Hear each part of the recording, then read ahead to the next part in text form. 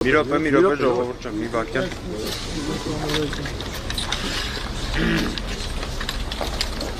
Հարգելի գործընկերներ, երևի թե հետևյալ կերպար ենք, որ դատարաններում այնինչ տեղի են, դատարաններում այնինչ խոսում են, դատարաններում այն իրավական դիրքորոշումները, որ ներկայացնում են, այսքան մարդ գալիս են աջակցելու, դուք բոլորդ այսքան ժամանակ նվիրում եք այդ ամենը լուսաբանելու։ Ես իսկապես ինձ մոտ հարց է առաջանում, այս ամենը ինչի համար է արվում։ Եթե կարող է պարզապես հայկական ժամանակ օրաթերթը երեկվա դրությամբ ժամը 18:30 ամբողջ ելքը կանխորոշի, այսինքն այդքան խրթին իրավական հարցերի, բայց մյուս կողմից այդքան պրիմիտիվ անհիմն միջնորդության պայմաններում հայկական ժամանակը ամբողջը ասի, որ կալանքը պետք է երկարաձգվի, իդեպ զարմանալիորեն նյութի տրամաբանությունը փաստացի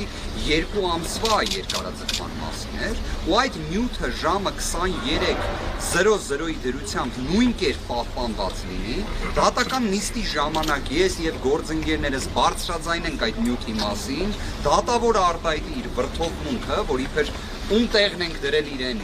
ինքը ոնց թե պետքա լրատվամիջոցի կանխատեսումներով առաջնորդվի, 100-ից 100 կանխատեսումը կատարեց։ Ինչպես 2025 թվականի հունիսի 17-ին Հայաստանի Հանրապետության ամենաբարձր պաշտոն զբաղեցնող անձը ուղղակիորեն կանխորոշեց իրավապահների գործողությունը, այս դեպքում էլ հայկական ժամանակ օրաթերթը կանխորոշեց դատական գործընթացը, դատարանի որոշումը։ Ես նման բան Հայաստանի Հանրապետությունում չեմ տեսել։ 2 ամիս կալանքը,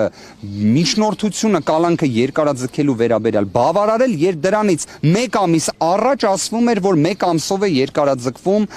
կալանքը։ Սա պարզապես անլրջություն է ուղղակի։